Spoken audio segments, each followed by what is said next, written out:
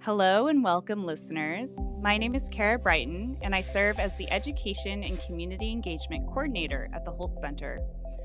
Our intention with this community conversation podcast series is to go a little deeper by interviewing community members on subjects related to select performances. This episode, we have the honor of speaking with two local changemakers. We will begin our conversation with Arjoire Arberry-Baribeault, West Eugene community organizer for the local nonprofit Beyond Toxics, which strives to provide leadership to build a community-driven environmental justice movement for a thriving and just Oregon. In addition, we'll be speaking with Kelly Ferguson, science teacher at Kalapuya High School in Bethel School District. Kelly embarked on a very meaningful art project earlier this year with her students impacted by environmental pollution in West Eugene. Before I begin, I want to give a trigger warning that we will be discussing childhood cancer in this episode. So, Arjorie, welcome. Hi. I've been listening to your podcast you co-host, Why Do We Do the Work? And it's been truly heartbreaking to listen to. I'm just so sorry for all that you have been through. And as a parent, it is unimaginable. So, for those of you who haven't heard the podcast, um, would you be open to sharing more about your experience? Sure. Yeah, definitely. Thanks for having us today here. Make sure that I'm saying your name right. Is it Kara, Kara? yeah. Okay. So thank you very much for having both of us here and for listening to the show. That's really awesome that you had a chance to give it a listen. Like I said, I'm a little nervous because I'm normally on the other side. So thank you for bearing with me while I blush a little bit. So my work, my work is completely different than where I started in my career. I was a hairstylist, living and raising my kids in West Eugene. All my kids went to the Bethel School District. We always lived in West Eugene. Um, it was affordable. That's where we could live, and we liked living there. So we really loved living in West Eugene. As I've shared before, we never thought about being surrounded by industrial facilities. They were there. We went there. We lived there. They were there, and they were around us in our lives, and we just went about our lives, not really all that concerned about the facilities. We were playing in open spaces. We were playing in the water in our yard, swimming in the neighborhood pool, just living. We were just living our lives and allowing our children to play and be kids. Then one day, everything changed. We were told after my daughter Zion went for a sports physical that her blood work was abnormal and to go back to the emergency room right away, which was extraordinarily scary. You don't ever want to hear, come back to the emergency room right away. You don't want to hear that. And as a mom, you think, okay, wait a minute, what's going on? What do you mean? And so you can imagine the shock. And so that night on September 21st, 2018, I will never forget that date because that's the day that my life completely changed. It's also coincidentally I don't know if you all know the song September by Earth, Wind, and Fire. There is the very first line of that says, do you remember the 21st of September? And that is a song, I'm going to age myself a little bit here, but that's a song that I used to roller skate to when I was a little kid. It was always my favorite song. And I am in the mindset that things happen for a reason. And I think that this song, maybe in its own little way, was a little foreshadowing for me. So, I was like, the 21st of September, wow, that's crazy. So she started treatment right away. We got the word cancer, and we got a name for that cancer, which was Hodgkin's lymphoma. So she started treatment right away. And this was supposed to take 5 months. It was supposed to only be 5 months. The protocol for that was in and out 5 months. She gets these treatments and then she's all good. Well, that didn't happen. It took nearly 3 years of chemo, radiation, and finally a stem cell transplant to save her life. And so what they told us without telling us is that if she didn't have the stem cell transplant, we were probably going to lose her. So we went with modern medicine and we allowed the stem cell transplant to happen. And during that nightmare, during everything that was going on with my family and what we were going through, my best friend, whose name is Lori, and her son, Simon, Simon was also diagnosed with Hodgkin's lymphoma. And the connection there is that he also lived in West Eugene. We both raised our children in West Eugene. So you can really imagine the shock that our families felt, both of us. And Lori, who, after you have listened to the podcast, she is the person who was on the first 3 episodes of the show. Absolutely no blood relation. Been friends since we were 19, since 1986, and kids are not blood related. So to have them have the same cancer was very strange. It was like, wait a minute, that's weird. And so I jumped into action mode. I wanted to know what happened, why it happened. Could it have been something that we were exposed to? And what about my other kids? Are they going to get sick? I'm concerned about that too.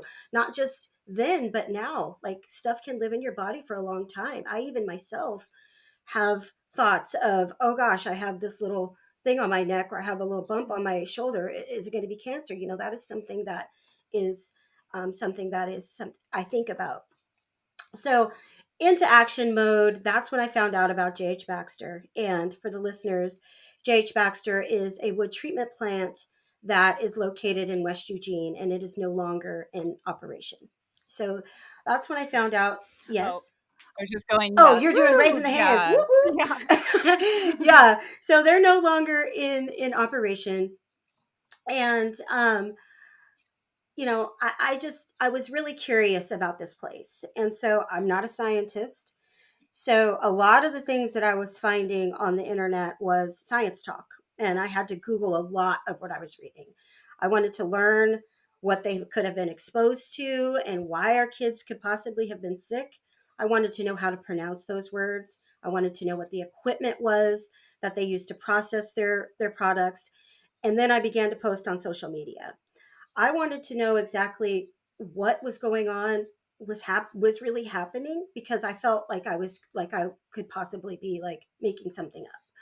So I started to reach out to on social media and post on Facebook, and just have all these like emojis that said poison, this place is poison, and look what they did. And I put all this stuff on Facebook, and that's what caught the attention of Beyond Toxics. That caught the attention of Lisa, and they were like, "Well, who's this lady? What is she talking about? How does she know about J.H. Baxter and what they're doing?" So they reached out to me, and here I am.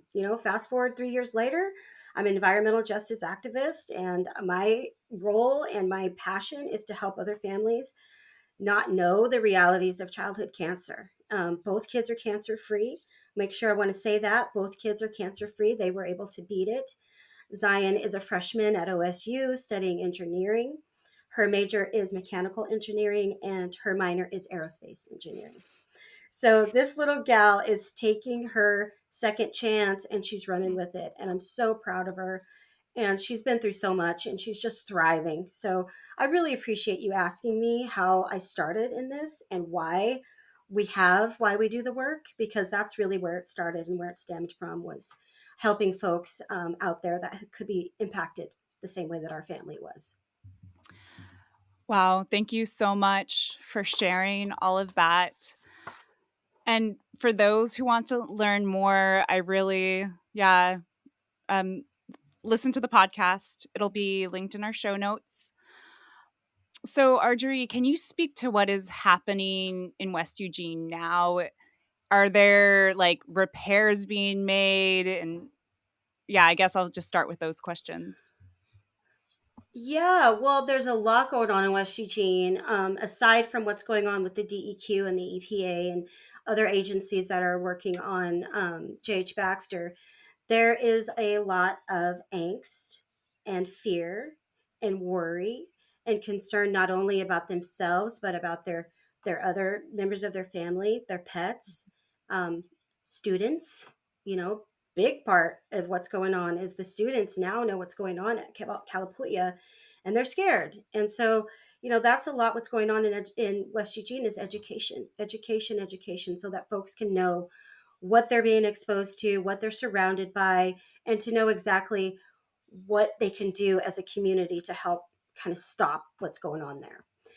In the like technical terms of what's going on in West Eugene, dioxins. Dioxins are what's happening in West Eugene, and dioxins are highly carcinogenic. And after some on site testing at the facility at J.H. Baxter, um, the DEQ required that J.H. Baxter do some testing in 2020 to perform off site testing. And this was to determine how many homes were impacted by the soil contamination. And like I said, they're highly carcinogenic. And depending on the level of exposure, dioxins can increase the risk of cancer and the risk of other health effects. Initially, during all this, there were 7 homes that were tested. And out of those 7 homes, only one showed levels of concern for dioxin contamination. Um, that's that's wild, right? That's only out of 7 homes, only one had no like cause for alarm. It's still cause for alarm. Okay, any dioxin in your soil is alarming, but to have tested only 7 in the beginning and have almost all of them have those levels of concerning dioxins is really like eye opening. 2 of those homes had levels high enough that they needed immediate cleanup. Like, we need to get this soil out of here now. And one of those homes had small children. So you can imagine the trauma of trying to explain why your trees are being ripped up out of your yard, why they're digging the soil up out of your yard to your children. Why do I have to leave my house for a week and a half while they do this? Is it dangerous? What about my playhouse in the backyard? Can I have that back? You can imagine how traumatizing it is to explain to your children while you're traumatized yourself what's going on in their house. So the other one of those homes that needed immediate cleanup has also had its soil cleaned up and remediated. I don't know exactly where they are in the process of that. I apologize that I didn't get that answer for you before I got on the show. If it's something that you're curious about, I can definitely make sure that you know after the show. We can talk offline. So they closed the factory. There's a skeleton crew working there right now. They closed on January 31st of 2020. And here's a kicker. Here's a mic drop. January 31st is Zion's birthday. So they closed down on Zion's 16th birthday. Can you imagine what a present that was for our whole family? What a victory that was for West Eugene. You know, it's one of those, I think people are in the right place at the right time things. And you're going to be where you're supposed to be when it's supposed to happen. And because something has impacted our lives in this incredible way, it's made me want to help other families. So, and as your question for if there are repairs being made, yes. Those 2 homes are in the process of having everything happen. You know, all that trauma that's going on with the digging up of their yards. They had to have trees and things taken out of their yard, all of their landscape. Like, just, you know, I'm going to tell you, when this very first started, we never imagined that it was going to be as big as it is. We were thinking, okay, these 7 properties, we're going to get it done and we're going to be done with this. Well, that's not what happened. And so fast forward to when they closed, January 31st, 2020, this company has been fined over $300,000 in violations for the damage that they caused, not only on their site, but in the properties of homes right directly across the street from this facility. And they still have not paid those fines, and they're claiming that they don't have the resources to pay for them. And that's really frustrating because what ends up happening there is that we pay for the cleanup. The people that have been hurt and impacted by this in West Eugene, they pay for the cleanup. That's not fair and that's not okay. So that's why we're working so hard to make sure that this company pays. It's the polluter's responsibility to pay for the damage that they caused. So soil cleanup has begun. The residential soil cleanup has been done on the properties. It's began. Its excavation started on the 22nd of January, and the cleanup for the second prioritized under the. I'm sorry. I'm going to rewind. The cleanup for the second the second cleanup for the second property prioritization under the emergency response started in January. I'm not sure where they are in this process. Like I said, all of these things happen in January. It's March. I will be reaching out to the community members and see what's happening in this process, because during all of this, you don't want to overwhelm people that are already overwhelmed. So, I want to give them some time to settle into um, their new yard, settle into what's going on in their home, and then I'm going to pick back up and say, hey, what happened? So, the work on the other 5 properties identified for cleanup is aimed to start in the fall of 2024. And they hope to know more this spring, a general timeline about the remaining soil cleanups for those 5 properties. Since the initial testing, there have been 52 homes tested, with many of them needing soil cleanup. And at this point, the contamination has spread about 1.5 miles away from the facility, and there's no known end to where the contamination stops. So, what happens in that instance is you continue to step out in the neighborhood. And so, we've done probably 5 step outs so far, because we had those 7 homes and then we had to step out further, and we will continue to step out further away from the facility until we find the edge of that contamination. All right, thank you. And a follow-up question is, so, and you kind of touched on this, but what needs to happen on a local level for environmental pollution like this to decrease? I mean, not exist, I guess, but more realistically, like decrease in specifically West Eugene. Yeah. Um, there's a lot of things that could happen on the local level, but something that is really super exciting that has happened and has come to pass because of the West Eugene community is something called the Public Health Overlay Zone.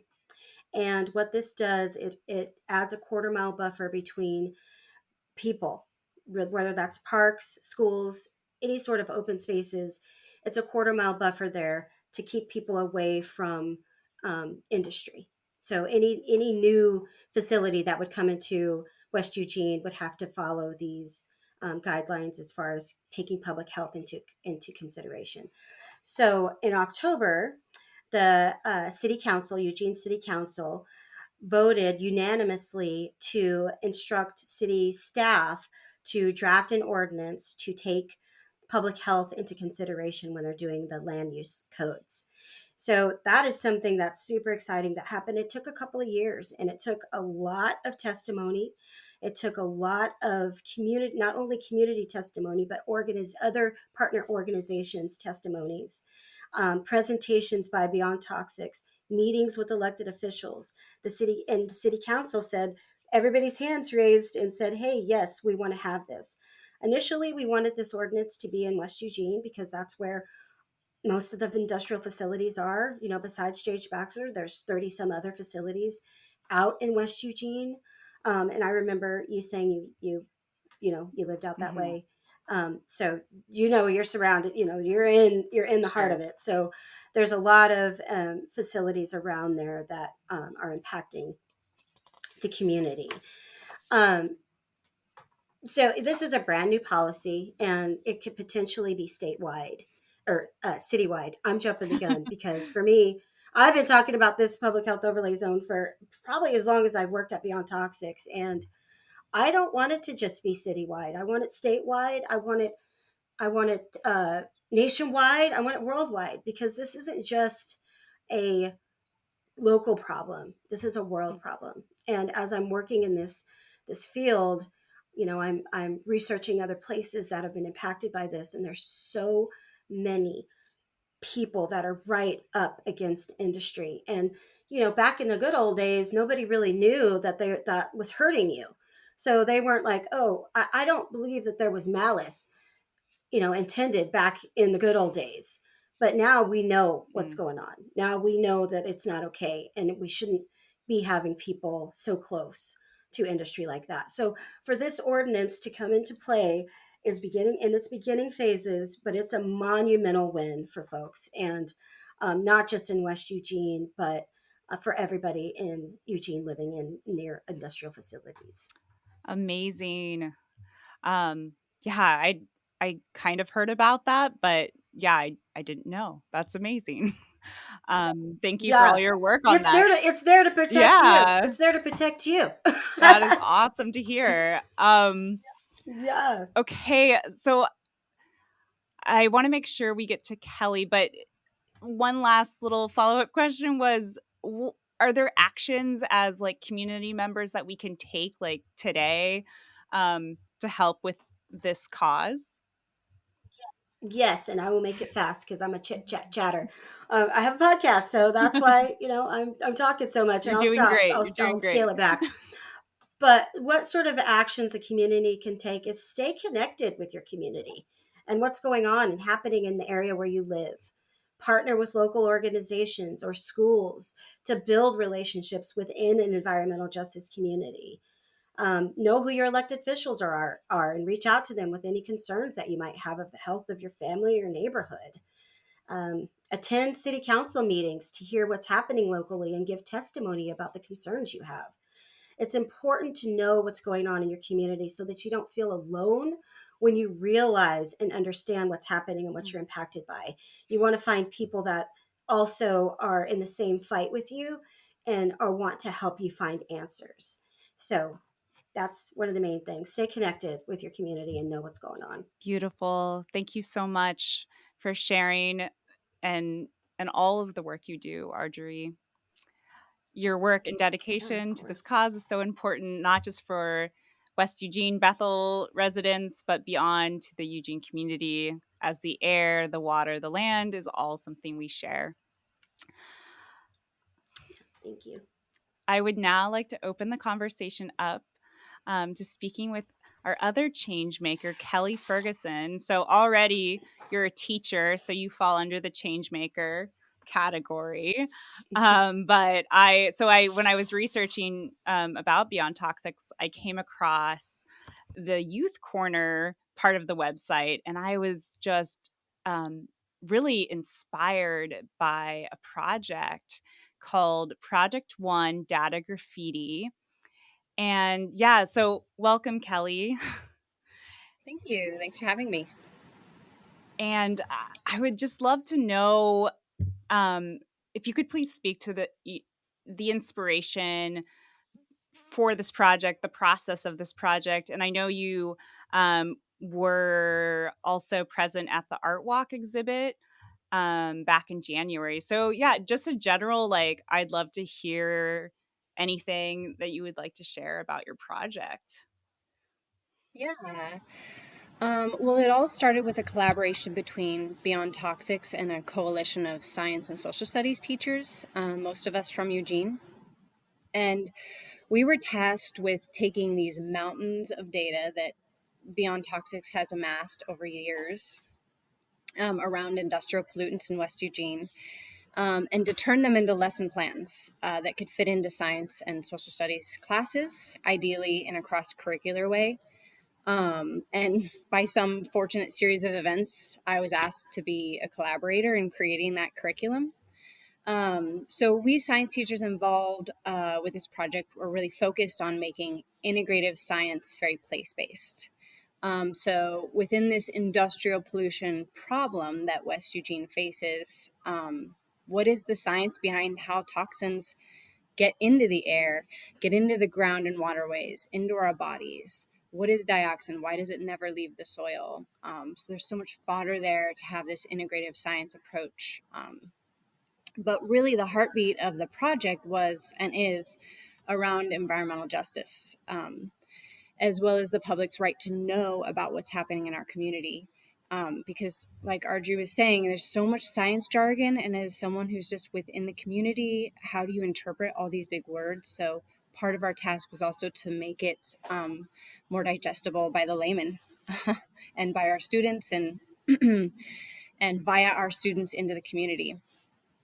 Um, So, yeah, environmental justice is really the heart of it. So, in which our society's environmental policies may negatively impact certain demographics of our population disproportionately.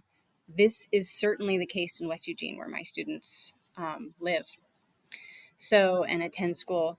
So, that was really the inspiration. And I became the first teacher to pilot the unit in my class. And teaching about industrial pollutants is tricky. We really always want to be very careful that we're balancing what can be really tough information for the students to process. The planet's burning up, ice caps are melting. Oh, and your neighborhood is in a toxic zone because of this J. Baxter plant that you had nothing to do with. Right? That's a lot. That's heavy. So we need to balance that with a strong social emotional piece for the students. So I'm always looking for ways that my students can have artistic and creative outlets and to get involved with their community in a way that empowers them, and to create connections for the betterment of something bigger than themselves. I really want them to have that sense of like, what can we do about it, as an anecdote to the feeling like we don't have control. So anyway, I had been teaching this unit for about a year. And I came across this lesson, uh, and this lesson was created as a collaboration between Oregon State's SMILE program and an artist and environmental activist named Elisa Singer. And what these people did was to first have students engage in abstract art. So which piece stands out to you and why? Like, how are you drawn into the art? And this was all Elisa Singer's, her abstract art. And then the students turn over the artwork to reveal the data that the artwork is based on. And the data is hidden in the artwork in some way. And then the students are like, oh, now I see it. I see like this thing that I really thought was cool about this piece of artwork. Like now the science makes it even more meaningful, even though originally I was engaging in it in a way that didn't have anything to do with science. I just thought it was pretty or whatever. So the lesson and most of Elisa's work is around climate change. But the minute I saw it, a light bulb went off and I thought, oh my gosh, the students could do this. They could make the artwork, but with data from West Eugene and environmental pollutants. And that's what they did. And the students felt really strongly that this was how they were going to get the word out about what was happening to them in their community. And they also wanted it to be an opportunity to show what they see as the logical solution. After the shutdown of the J.H. Baxter plant, what's a positive thing we can do for our community?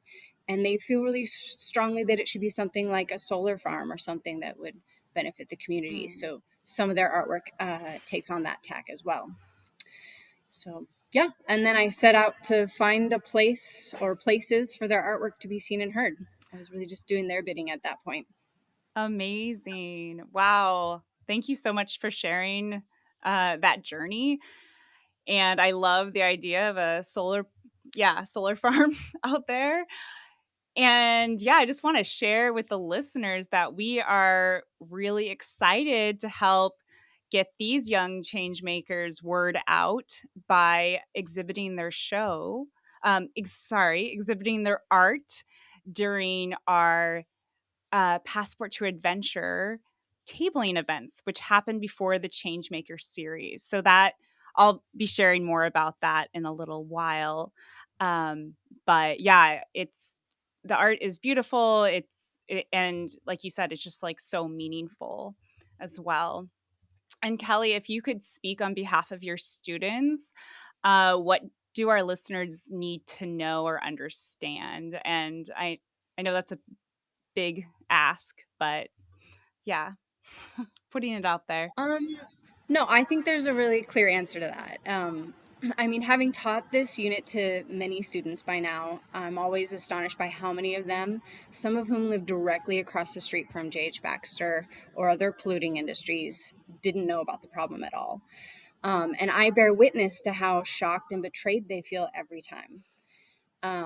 Many of my students have been very ill as a result of toxins. Some have unfortunately endured the horrifying experience of childhood cancer, same as Arjoire's daughter and friends. Hodgkin's lymphoma is among my student population. And so people need to know about this problem. My students would want you to know that this is affecting them now, today. And I would also implore the community to step up to support West Eugene and our youth. That means making our voices heard, voting, keeping up on policies happening in your local communities. Subscribe to organizations like Beyond Toxics, and you'll be well informed. Thank you. And thank you both so much for taking the time to speak to me today and for your continued work in our community to make a change. So before we end, I just want to bring it back to Arjoire. Is there anything else you'd like to share on behalf of Beyond Toxics? I shared a little bit about getting involved with environmental justice organizations like Beyond Toxics. I think that that's where it starts because a lot of folks don't know what's going on. And so the information that they could be looking for is a little bit not so science based. Like they can talk to us. And if we don't understand it, we can find the answer. So I think the main thing that I would like to say about Beyond Toxics is just get involved. We have a program going on right now called Rise as Leaders. It will be starting in April. Some of Kelly's students actually participate in that program, and it is led by one of my coworkers named Olivia. And you can find out where to register for Rise as Leaders at beyondtoxics.org. And if you go to the Get Involved spot, you can find Kelly's kids work there. You can find Rise as Leaders. You can find all sorts of ways to get involved with our organization. And just stay informed. Just stay informed. Just know what's going on in your community. And if you don't know, you can ask us. Beautiful. Thanks again. Our next Changemakers speaker in the series will be Kobe Boykins, presenting the Quest for Life on an Icy Moon. It'll be on Friday, March 29th at 7 p.m. Join the pre-show event, Passport to Adventures, for an opportunity to speak more with Beyond Toxics, Kalapuya High School students, and many other inspiring local changemakers. Tickets for Holt Presents Changemakers speakers are available at holtcenter.org. Thanks again for listening.